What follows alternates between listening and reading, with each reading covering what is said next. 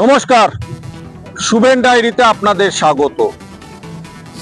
ভারতীয় ফুটবলের জন্য কিন্তু খুব একটা ভালো দিন নয়, কারণ ফিফার পক্ষ থেকে সর্বভারতীয় ফুটবল ফেডারেশনকে দুপাতার একটা চিঠির মাধ্যমে পরিষ্কার জানিয়ে দেওয়া হলো, তোমরা কিন্তু সংবিধান মেনে কাজ করছো না।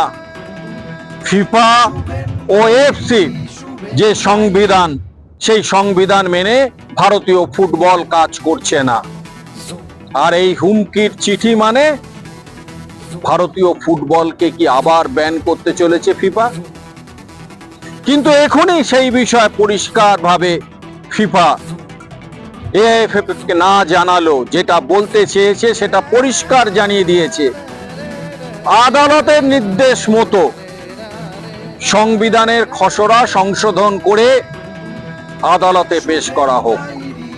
একই সঙ্গে ফিফা অল ইন্ডিয়া ফুটবল ফেডারেশনকে বলেছে, সংবিধানের যে খসড়া তোমরা সংশোধন করবে সেটা যেন হয় ফিফা ও এএফসির গাইডলাইন মেনে, এবং 30শে অক্টোবরের মধ্যে এআইএফএফ এর এজিএম ডেকে ওই সংবিধানের খসড়ার সংবিধান পাশ করাতে হবে। আর যদি তা না করা হয় তাহলে ভারতীয় ফুটবলের জন্য অনিবার্য ফিফা ব্যান করবে ভারতকে। একই সঙ্গে ফিফা জানিয়েছে যে আমাদের এই চিঠির বক্তব্য কেন্দ্রীয় ক্রীড়া দপ্তর এবং আদালতকেও জানিয়ে রাখতে। শুধু এইখানেই থামেনি, ফিফা পরিষ্কার জানিয়ে দিয়েছে এআইএফএফ কে তৃতীয় পক্ষের কোনো হস্তক্ষেপ চলবে না, যেটা ফিফা সর্বভারতীয় কেন সারা বিশ্বে একদম পছন্দ করে না, যে ফুটবল ফেডারেশনে তৃতীয় পক্ষের কোনো হস্তক্ষেপ থাকুক।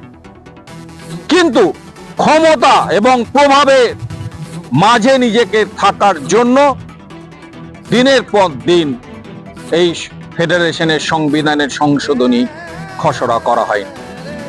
কেন? এর জন্য যদি মূল কাউকে দায়ী করা হয়, সেটা হচ্ছে এআইএফএফ এর বা সর্বভারতীয় ফুটবল ফেডারেশনের সভাপতি কল্যাণ চৌবে স্বয়ং দায়ী।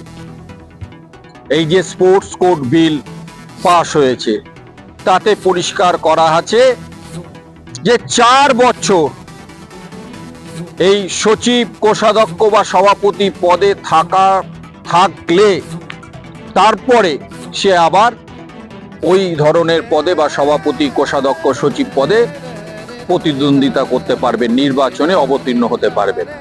কিন্তু কল্যাণ চৌবে যেহেতু 3 বছর এখনো হয়নি, তার মানে যদি নতুন করে নির্বাচন হয় তাহলে কিন্তু কল্যাণ চৌবে নির্বাচনে লড়তে পারবেন না।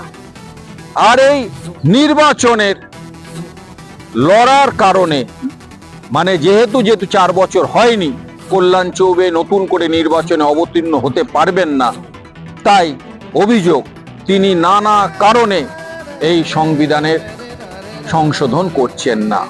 কিন্তু এবার আর পার পাবেন না তিনি, কারণ তার জন্য ভারতীয় ফুটবল ব্যান হবে, এইটা নিশ্চয়ই ভারতের ফুটবল প্রেমীরা মেনে নেবেন। এআইএফএফ কি হবে, সর্বভারতীয় ফুটবল ফেডারেশন আগামী দিনে কোন পথে চলবে, তার থেকেও বড় কথা হচ্ছে ফিফা যদি সত্যি সত্যি ভারতকে ব্যান করে দেয়, তাহলে কিন্তু এএফসি কাপে ভারতীয় দল অর্থাৎ মোহনবাগান বা এএফসি কাপে যে সমস্ত ভারতীয় দলরা খেলবে তারাও কিন্তু চূড়ান্ত বিপদের মধ্যে পড়ে যাবে। এরপরও যদি সর্বভারতীয় ফুটবল ফেডারেশন চুপ করে থাকে তাহলে কিন্তু ভারতের দুর্দিন কেউ আটকাতে পারবে না। 3 বছরের মধ্যে একবার ইতিমধ্যেই ফিফার ব্যানের কবলে পড়েছিল ভারত। এবারও যদি আবার ব্যান করে দেয় ভারতকে, সেই ক্ষেত্রে কিন্তু পরপর দুবার ব্যান হবে ভারত, আর সেইটা কিন্তু ভারতীয় ফুটবলের জন্য বিশ্ব ফুটবল মানচিত্রে একটা দারুণ লজ্জার বার্তা হয়ে যাবে। এখন দেখার যে সর্বভারতীয় ফুটবল ফেডারেশন এবং শীর্ষ আদালত শেষ পর্যন্ত কি সিদ্ধান্ত নেয়। আশা করি ভারতীয় ফুটবল অতলে তলিয়ে যাওয়ার আগে নিশ্চিতভাবে জেগে উঠবে। নমস্কার, শুভেন ডায়েরি দেখতে থাকুন। ভালো লাগলে সাবস্ক্রাইব করুন, শেয়ার করুন।